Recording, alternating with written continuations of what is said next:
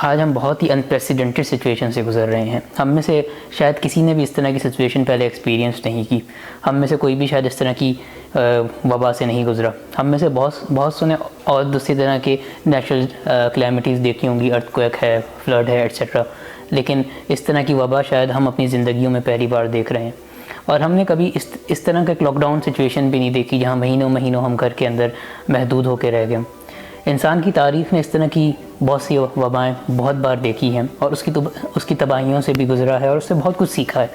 اور آج ہم نے جو ترقی کی ہے اور آج بہت سارے لوگ نا امید ہوتے ہیں، لیکن ہمیں سوچنا چاہیے کہ انسان کی ترقی ہی ہے کہ آج پوری دنیا ایک طرح سے محدود ہو کے رہ گئی ہے، محصور ہو کے رہ گئی ہے، لیکن اس کے باوجود ہم کہیں یہ نہیں سنتے کہ کوئی شخص بھوک کی وجہ سے یا بنیادی ضروریات کے نہ ملنے کی وجہ سے مرا ہو. آج ہماری ترقی کی وجہ سے ہی یہ ہو سکا ہے کہ ہمارے گھروں کے اندر ضروریات پہنچ رہی ہیں، چاہے بجلی ہو، پانی ہو، کھانے پینے کی اشیاء ہوں، جو بھی بنیادی ضروریات ہوتی ہیں.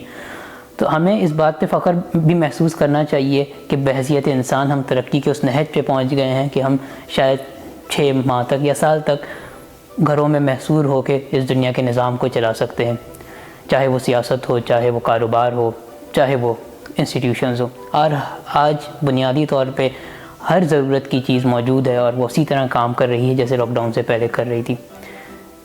ہم کچھ جگہ پہ ہم نے دیکھا کہ کچھ چیزیں رک گئی ہیں جو کہ شاید اتنی ضروری نہیں تھی، اور یہ بھی شاید ہمیں یہی پینڈیمک اور یہی سچویشن ہمیں بتا رہی ہے، ہماری نظر ان چیزوں کی طرف بھی لے جا رہی ہے کہ جو چیزیں ضرورت نہیں تھی لیکن وقت کے ساتھ آ گئی تھیں، جو غیر ضروری چیزیں تھیں.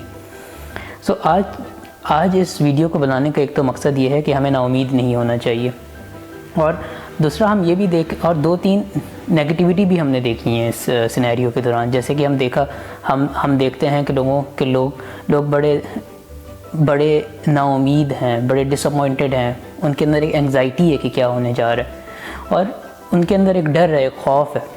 تو یہ ڈر اور خوف نہیں ہونا چاہیے. ہمیں اس بات کو سمجھنا چاہیے کہ دنیا کے اندر جو بھی وبا ہے وہ خدا کی طرف سے آتی ہے. ہم بہت ساری کانسپریسیز بھی سن رہے ہیں کہ یہ انسان کی پھیلائی ہوئی وبا ہے. تو انسان وبا کو پھیلا نہیں سکتا. ایک ڈسٹرکٹیو مائنڈ ایک وبا کو بنا سکتا ہے اور وہ ضرور سوچ سکتا ہے اس کو پھیلایا جائے، لیکن وبا صرف خدا کی چاہت سے ہی پھیلتی ہے. تو بحیثیت مسلمان ہی اس پہ ہمارا یقین ہونا چاہیے، ایمان ہونا چاہیے، اور یہ تقدیر کے فیصلے ہیں. تو انسان ایک ڈسٹرکٹیو مائنڈ تدبیر ضرور کر سکتا ہے ایسی وبا کو بنانے اور پھیلانے کی، لیکن اس وبا کا در حقیقت میں پھیلنا یہ تقدیر کے فیصلے ہیں، اور ہمیں تقدیر پہ بحیثیت مسلمان ایمان ہونا چاہیے. اور ہمیں یہ بھی سمجھنا چاہیے کہ خدا جب کوئی وبا یا بیماری بناتا ہے تو اس کے ساتھ اس کی شفا بھی بناتا ہے، اس کا کیور بھی بناتا ہے.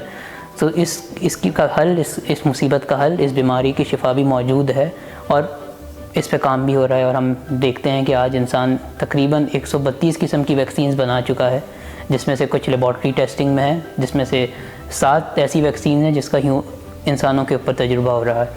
تو آج سب سے جو سمجھنے کی ضرورت ہے ہمیں کہ بحیثیت مسلمان یا بحیثیت پاکستانی کیا ہم ویکسین بنا سکے ہیں، اور اس کے پیچھے ایک عرصے کا، صدیوں کا کام ہے. جن قوموں نے سائنس کو اپنایا، سائنس کی تعلیم کو حاصل کیا اور اپنی زندگیوں میں اس کو لے کر آئے، آج وہ ویکسین بنانے کے قابل ہیں.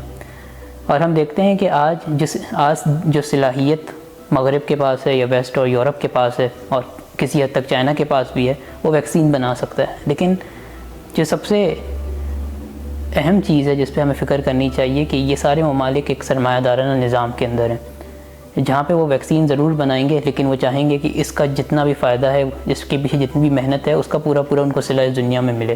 لیکن دوسری طرف مسلمان دنیا ہے جو آج ویکسین نہیں بنا سکتی، جو اس کے بارے میں سوچ نہیں سکتی، کیونکہ اس نے سائنس کو ایک غیر مسلم علم سمجھا، یا اس نے سائنس کو ایک ایسا علم سمجھا جس کا دین سے کوئی تعلق ہی نہیں ہے. اس نے سائنس کو اور دین کے علم کو الگ کر دیا. تو آج شاید ہی کوئی ایسا شخص ہو جو انسان دوستی کے نظام پہ بلیو کرتا ہو، وہ ایک ویکسین بنائے اور اس کو انسانیت کے فائدے کے لیے فروغ کرے. تو ایسا ہوتا ہوا ممکن نہیں دکھتا. ہمیں لگتا ہے کہ ایک سرمایہ دارانہ نظام ہی اس ویکسین کو بنائے گا اور وہ اپنے پروفٹ کے لیے اور اپنے منافع کے لیے اس کو دنیا میں بیچے گا. تو آج شاید یہ پینڈیمک ہمیں یہ بھی سکھا رہا ہے کہ سائنس کی اہمیت کتنی ہے. اگر آج ہم سائنس کو جانتے ہوتے، آج وہ لوگ سائنس کو جانتے ہوتے جو انسان دوست نظام پہ یقین رکھتے ہیں، تو آج وہ اس کا کوئی ایسا حل نکالتے جس کے پیچھے ان کا موٹو انسانیت کی مدد ہوتا، نہ کہ منافع کمانا ہوتا۔ تو یہ ایک ہمارے لیے بڑی اہم چیز ہے کہ ہم اس کو سمجھیں اور سائنٹیفک تعلیم حاصل کرنے کی طرف جائیں، اور ہمارے ذہن کے اندر جو ایک سوچ یا پرسیپشن ہم نے بنایا ہوا ہے، جو کہ ہمارے ہاں ایک دینی نظام اور ایک دنیاوی نظام کا ایک کانسیپٹ ہے، اس کو ختم ہونا چاہیے، اور ان دونوں تعلیم کو مرج ہونا چاہیے، اور ان دونوں تعلیم کو حاصل کرنا چاہیے، کیونکہ مغرب نے آج سائنس کی تعلیم حاصل تو کر لی ہے، لیکن اس نے جب دین کو چھوڑا تو ایک سرمایہ دارانہ نظام کی صورت میں ہمارے سامنے آیا، جہاں پہ وہ ہر چیز کا نفع اس دنیا میں چاہتا ہے۔ لیکن ایک مسلمان کی سوچ مختلف ہوتی ہے، اس کو پتہ ہے اس کے بعد بھی ایک محشر کا دن ہوگا جہاں پہ اللہ تعالیٰ صلہ دیں گے، تو وہ سارا صلہ اس دنیا میں نہیں چاہتا۔ تو اور جو سروائیول آف فٹسٹ کی جنگ ہے ایک سرمایہ دارہ نظام میں، جس کی وجہ سے ہم دیکھتے ہیں ایک کمپٹیشن برپا ہے ویکسین بنانے کے لیے شاید ایسی صورتحال ہم نہ دیکھتے اگر ہم نے آج سائنس کی تعلیم حاصل کی ہوتی۔ خیر، یہ باتیں اپنی جگہ، لیکن ہم یہ بھی جانتے ہیں کہ یہ وبا بھی خدا کی طرف سے ہے اور اس کا حل بھی خدا دے گا، چاہے وہ سرمایہ دارہ نظام سے آئے، چاہے وہ کوئی انسانیت بنائے۔ لیکن ہمارے لیے اس میں سیکھ یہ ہے کہ ہم سائنسی علم حاصل کرنے کی طرف توجہ دیں، اور سائنسی علم کوئی مشکل علم نہیں ہے، وہ انسان کی فطرت سے سب سے قریب ترین علم ہے، تو اس کو حاصل کرنا کوئی مشکل کام نہیں ہے۔ ہمیں اپنا وقت گزارنا چاہیے اور ہمیں اپنا وقت صرف کرنا چاہیے اس علم کو حاصل کرنے کے لیے۔ تو یہ تو پہلی چیز ہے جو کہ مجھے لگتا ہے کہ ہمیں سیکھنے کی، کہ جو اس پینڈیمک سے ہمارے سامنے آئی ہے۔ دوسری چیز ہم دیکھتے ہیں کہ کانسپریسی تھیوریز ہیں، ایک فیک نیوز پھیلی جا رہی ہیں، ایک سوشل میڈیا نے ایک تباہی برپا کر دی ہے، ایک ڈر اور ایک خوف لوگوں کے دلوں میں آ گیا۔ تو ہمیں پہلی کوشش تو یہ کرنی چاہیے کہ اس طرح کی کوئی بھی خبر جو ہمارے تک پہنچے ہم اس کو بغیر تصدیق کیے آگے نہ بھیجیں، اور اگر ہم کسی خبر کی تصدیق نہیں کر سکتے اسے اپنے حد تک محدود رکھیں، اس کو ڈیلیٹ کر دیں، اس کو آگے فارورڈ نہ کریں، اگر تک رکھیں۔ اس ایک جھوٹی خبر کو آگے پھیلانا اور ڈر پھیلانا یہ ایک معاشرے کے لیے بہت ہی تباہ کن ہوتا ہے۔ اس لیے ہم دیکھتے ہیں کہ اس کی وجہ سے لوگ پینک مچاتے ہیں، چیزوں کی ہورڈنگ ہوتی ہے، لوگ ضرورت سے زیادہ خرید لیتے ہیں، اور بے طرح کی معاشی مسائل کا سامنا ہوتا ہے، اور ضرورت مند تک جو ہے ضرورت کی چیز نہیں پہنچ سکتی۔ تو ہم کوشش کریں کہ کوئی بھی فیک نیوز ہے یا کوئی بھی نیوز ہے جو آپ تک پہنچے، اگر آپ چاہے وہ فیک نہ ہو، اگر آپ اس کی تصدیق نہیں کر سکتے آپ اس کو آگے نہ پھیلائیں۔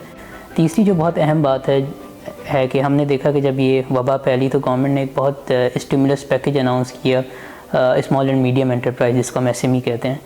لیکن جب یہ پیکیج اناؤنس ہوا اور اس کی پریکٹیکل امپلیکیشن کا وقت آیا تو ہم نے دیکھا کہ گورنمنٹ کے پاس جو SME سیکٹر ہے وہ رجسٹرڈ ہی نہیں ہے، اس کی کوئی لکھت پڑھت ہی نہیں ہے، اور گورنمنٹ ان چھوٹی دکانوں کو، ان چھوٹے کاروباروں کو تک پہنچ ہی نہیں سکتی اور ان کی مدد ہی نہیں کر سکتی۔ تو آج جو سب سے اہم بات ہے، اور یہ ہمارے معاشرے کا ایک بہت بڑا مسئلہ ہے جو ہم کئی سالوں سے اس کو سدھارنے کی بھی کوشش کر رہے ہیں، لیکن ہم سدھار نہیں پا رہے کیونکہ ہمارے لوگ اس کو سمجھ نہیں پا رہے کہ اس کی ضرورت کتنی ہے۔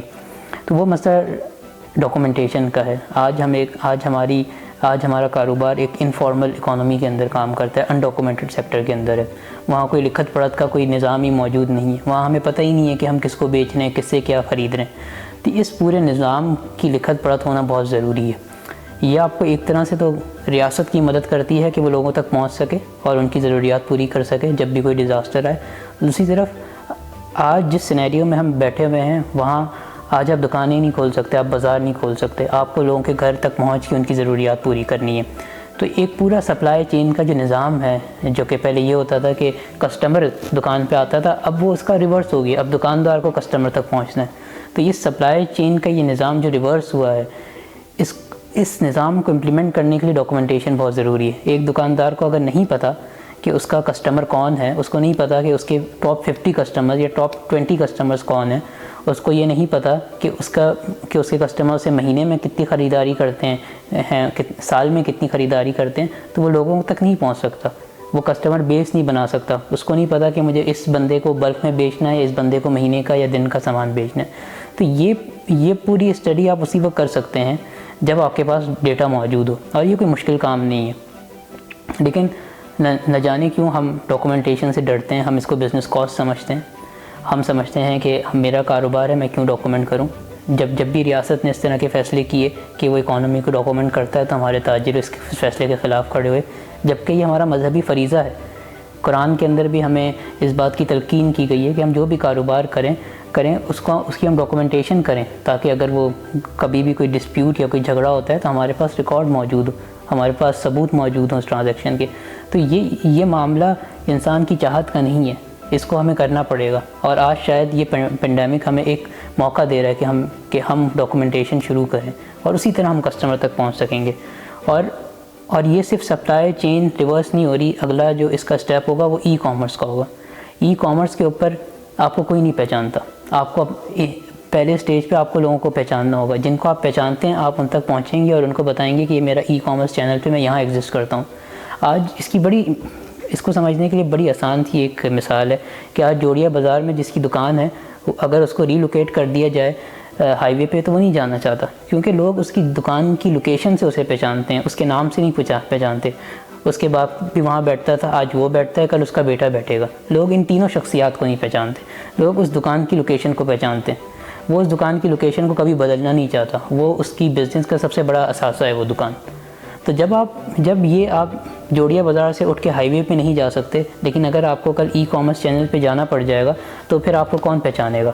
وہاں تو ایک ویب سائٹ ہوگی جس پہ کوئی آ کے آپ کے پاس آئے گا، آپ کا تو کوئی نام ہی نہیں جانتا، آپ کی ویب سائٹ پہ کیسے پہنچے گا؟ تو پہلے فیز میں آپ کو اپنے جو ایگزسٹنگ کسٹمر ہیں جو آج آپ سے مال خریدتے ہیں، آپ کو ان تک پہنچنا پڑے گا، اور پھر ان کے ورڈ آف ماؤتھ سے آپ نئے کسٹمرز لا سکیں گے۔ تو آج اس بات کی بہت ضرورت ہے کہ آپ اس کو ڈاکومنٹ کریں۔ شاید ہمیں آج بات سمجھ نہ آئے، چاہے ہمیں اگلے 3 سال 4 سال 5 سال میں سمجھ آئے، لیکن جو اس بات کو پہلے سمجھے گا وہ اس ریس میں سب سے آگے ہوگا۔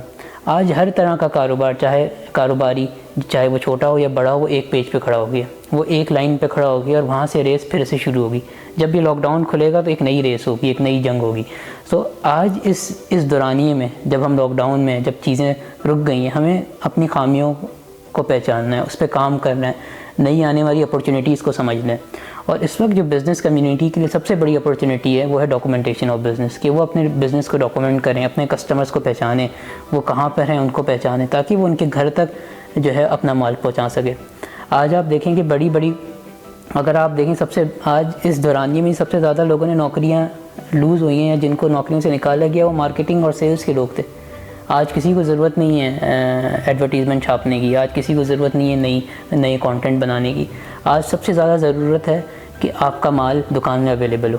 یہ سپلائی چین آج بہت امپورٹنٹ بن گئی۔ آج سب کا فوکس ہے کہ میرا مال دکان پہ اویلیبل ہے یا نہیں۔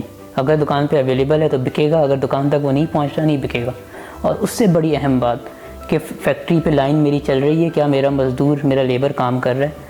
تو آج ہم واپس سے اس نہج پہ پہنچ گئے ہیں جہاں ہمیں یہ بات سمجھ لینی چاہیے کہ ایک پورے سپلائی چین میں سب سے اہم رکن مزدور یا لیبر ہوتا ہے، جس کو ہم نے ہمیشہ سب سے آخر میں رکھا ہے۔ اگر آج مزدور اور لیبر نہیں آ رہا تو لائنیں نہیں چل رہی۔ تو آج 2 لوگوں کی بڑی ایک اکانومی کے اندر امپورٹنس ہے، ایک وہ مزدور اور لیبر جو لائن پہ کام کر رہے ہیں، اور دوسرا جو کہ لائن سے دکان تک مال کو پہنچا رہا ہے، جو وہ پوری سپلائی چین ہے۔ تو یہ دونوں چیزیں بڑی اہم ہو گئی ہیں۔ اور ہم پھر دیکھ رہے ہیں کہ بہت سارے آج برانڈز ہیں جو کہ اپنی دکانوں سے مال اٹھا کے لوگوں کے گھروں تک پہنچا رہے ہیں۔ تو آج سپلائی چین ایک طرح سے انہینس ہو گئی، جو دکانوں پہ رک جاتی تھی آج وہ گھروں تک پہنچ رہی ہے۔ تو یہ 2 بڑے اہم کام ہیں جو ہو رہے ہیں۔ تو ہمیں آج بیٹھ کے اس بات کا تعین کرنا ہے کہ وہ کیا خامیاں ہیں، وہ کیا نئی اپرچونیٹیز ہیں جس پہ ہم کام کریں، کیونکہ جب یہ لاک ڈاؤن کھلے گا ایک نئی ریس ہوگی، اور ہر شخص اس ریس میں شروع سے 0.0 سے بھاگے گا، اور کامیاب وہی ہوگا جس نے لاک ڈاؤن میں اپنے آپ پہ کام کیا ہوگا۔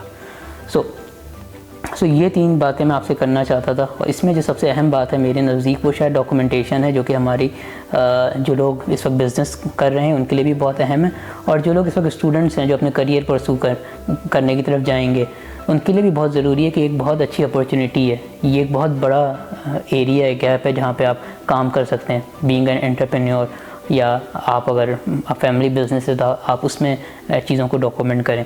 لیکن ڈاکومنٹیشن ایک بنیادی چیز ہوگی جو کہ نئے بزنس ماڈل میں آپ کو چاہیے ہوگی۔ ڈاکومنٹیشن کے بغیر آپ کا بزنس سسٹین ہی نہیں ہو سکے گا لاک ڈاؤن کے بعد، کیونکہ ہر چیز بدل جائے گی، ہمارا سوچنے کا انداز، ہمارا کاروبار کرنے کا انداز، سپلائی چین نیٹ ورکس، یہ سب چیزیں بدل جانی ہیں۔ سو میں اپنی ویڈیو کو یہیں پہ ختم کرتا ہوں، اور انشاءاللہ نیکسٹ ویڈیو میں ڈاکومنٹیشن پہ بات کروں گا، ہم اس کو کیسے ڈاکومنٹ کر سکتے ہیں، اس میں ہم کس طرح سے لوگوں کی مدد کر سکتے ہیں. اور میں آپ سے اجازت چاہتا ہوں، امید سے کہ آپ اپنا خیال رکھیں گے، اور جو بھی پریکاشنز ہم نے لینی ہیں اس لاک ڈاؤن میں ہم وہ پریکاشنز بھی لیں گے. بہت شکریہ.